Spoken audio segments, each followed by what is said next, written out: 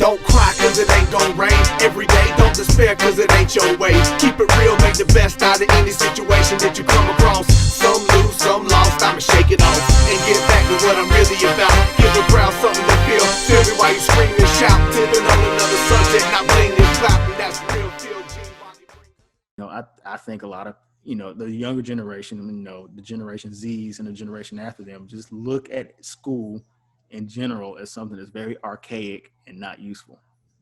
Am I wrong for saying that? That was just a lie.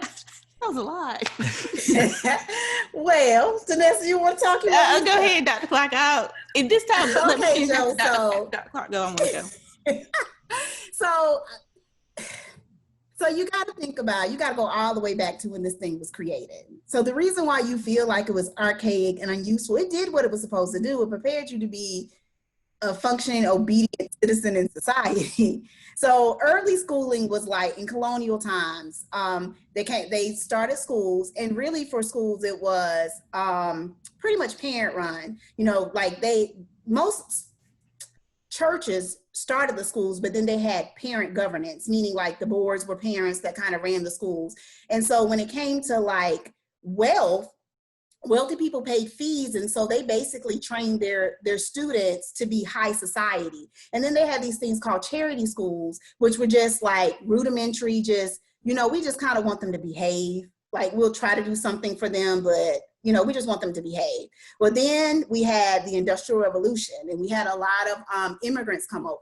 And so then what happened was, because there were so many immigrant children, and immigrant families couldn't afford to pay fees to go to these high class schools, those kids went to work. They worked in the mills and the mines and the factories. And what happened was that the adult workers started to say, these kids are working for low wages, and that's hurting us. And so they started to strike and complain. And so we got child labor laws. So what happened, now we have immigrant children running the streets, which politicians thought of as like savage, unruly beasts that just run the streets. So we got to do something with these kids. And so we came up with compulsory education, make them go to school, come up with some truancy laws.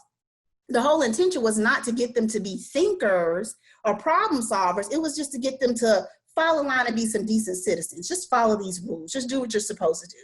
And then at some point we decided, well, we need to just fund for everybody to go to school around Thomas Jefferson presented the idea initially, but it didn't fly with him. But then we had Andrew Jackson, who was like the common schools, everybody gets the same standardized education. But the whole premise was always to make sure that students were ready to go out into factories and follow rules. So schools were structured much like factories, bells ringing, egg crate, grades passed from one thing to the next, just like an assembly line. Like if I got to work in a factory and I go from put this part on to this part, in the school, put this first grade part on, I put this second grade part on, I put this third grade part on. And because we designed schools that way, that's why you felt the way you felt. It's kind of just like, it's doing what it's supposed to do. It's getting you ready just to behave, to follow rules, but not really to think.